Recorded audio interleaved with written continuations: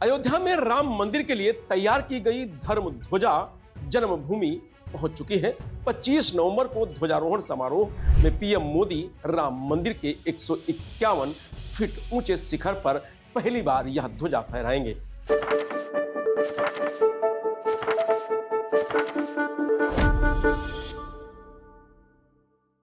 लेकिन समारोह में शंकराचार्यों को नहीं बुलाया गया है। इसको लेकर शंकराचार्य स्वामी अविमुक्तेश्वरानंद सरस्वती ने कहा कि मैंने तो शास्त्रों में ऐसा कहीं उल्लेख पढ़ा नहीं है कि ध्वजारोहण किया जाए। शिखर की प्रतिष्ठा होती है, शिखर की प्रतिष्ठा तो हुई नहीं, इसलिए मैं कह रहा हूं कि शास्त्र के अनुसार कुछ होता हुआ दिखाई नहीं दे रहा है, तो हम लोग उसमें भाग क्यों लेंगे? मनमाना कुछ हो रहा है तो उसमें हमारे भाग लेने का कोई मतलब नहीं है। वहीं ध्वजारोहण समारोह में उन 100 दानदाताओं को आमंत्रित किया गया है जिन्होंने राम मंदिर निर्माण में 2 करोड़ से ज्यादा दान दिया था। लखनऊ, अयोध्या सहित आसपास के 25 जिलों के लोगों और किसानों को खास महत्व दिया गया है। वाराणसी में अवमुक्तेश्वरानंद ने कहा कि ऐसा कहा भी नहीं जा रहा है कि शिखर की प्रतिष्ठा होगी। जब एक बार ध्वज स्थापित होता है तो ध्वज बदला जाता है। हमने वीडियो में देखा कि चंपत राय जी कह रहे हैं कि ध्वजारोहण किया जाएगा। मेरा कहना है कि ऐसा आपने कहीं देखा नहीं होगा कि नीचे से ऊपर ध्वजा चढ़ाई जाए। आप देखिए, जगन्नाथ जी में रोज ध्वजा बदला जाता है। एक व्यक्ति ध्वज लेकर ऊपर चढ़ जाता है, फिर वहां से ही फहरा देता है। अवरोहण तो नहीं होता है। हमारे द्वारिका जी में एक दिन में 4-5 बार ध्वजा बदली जाती है। अविमुक्तेश्वरानंद ने कहा कि ध्वजा का बदला जाना तब होगा जब एक बार पहले ध्वजा की प्रतिष्ठा हो। शिखर की प्रतिष्ठा के साथ उसकी प्रतिष्ठा होती है। ऐसा कुछ कहा नहीं जा रहा है कि शिखर प्रतिष्ठित हो रहा है। अब कहा जा रहा है कि ध्वजारोहण होगा और अमुक लोग आएंगे। अयोध्या राम मंदिर शिखर पर ध्वजारोहण पर भड़के सपा सांसद अवधेश प्रसाद और प्रभु श्री राम के नागरिकों को, देवतुल्य जनता को मैं बधाई देता हूं और उनका भी अभिनंदन करता हूं और आशा करता हूं कि प्रधानमंत्री जी के आने से जो अयोध्या में लोगों के घर उजाड़े गए हैं उनको फिर से बसाया जाएगा।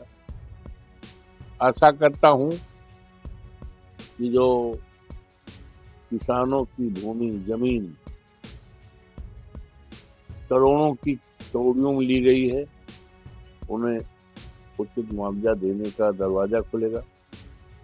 और जो बेरोजगार हैं, पढ़े लिखे जवान हैं, बड़ी बड़ी डिग्रियां लिए हैं, जिनकी संख्या लाखों में है, उनके आने से, प्रभु श्री राम के मंदिर में आने से, दर्शन करने से इन सभी प्रदेशवासी और देशवासियों को सरकारी नौकरी मिलने का दरवाजा और संकल्प लेंगे और मैं उनका अभिनंदन करता हूँ, स्वागत करता हूँ।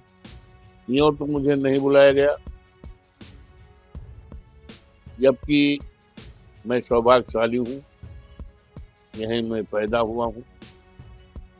और प्रभु श्री राम के मंदिर जब नहीं बना था तो साकेत महाविद्यालय में पढ़ता था, बीएड पढ़ाई पढ़ता था और सप्ताह में एक आध दिन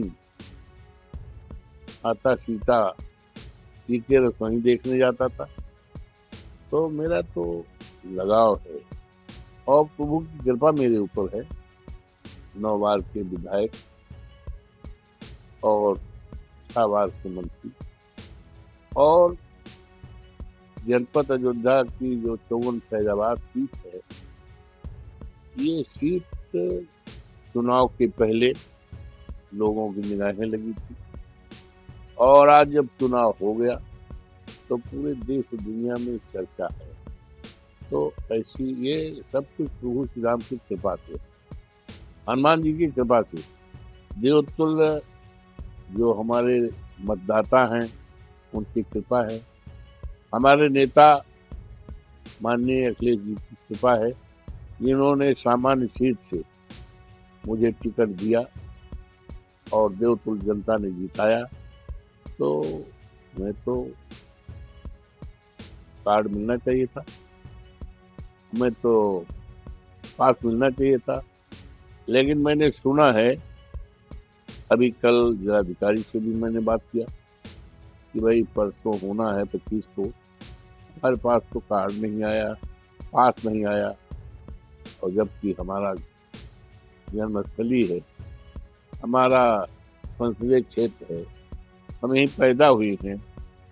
तो उन्होंने कहा साहब ये तो जिम्मेदारी ट्रस्ट की है, ट्रस्ट वाले जिसको चाह रहे हैं उनको दे। तो ये भी सुना है कि बाहरी लोगों को ज़्यादा है और जो यहाँ के लोग हैं और प्रभु श्री राम की जो जनता है उनको मौका नहीं मिला।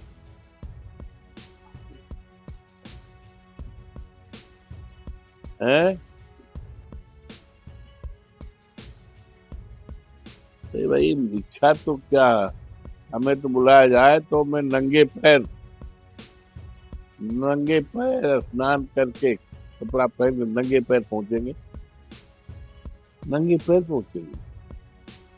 लेकिन अब पता नहीं क्या उनकी विचारधारा है, वो हमें इग्नोर कर रहे हैं, ये तो वही लोग जाने, ट्रस्ट के लोग जाने।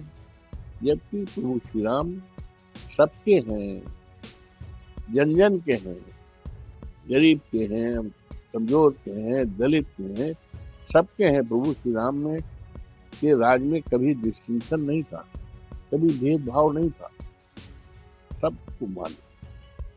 लेकिन पता नहीं क्यों क्या फीलिंग्स है भाई, क्या विचारधारा भाजपा के लोगों की है, ये तो समाज जानेगा, जान रहा है, या क्षेत्रवासी जान रहे हैं।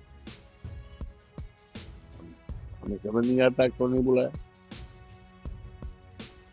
बुलाते या बुलाएंगे तो मैं निश्चित तौर से नंगे पैर जाऊंगा दर्शन।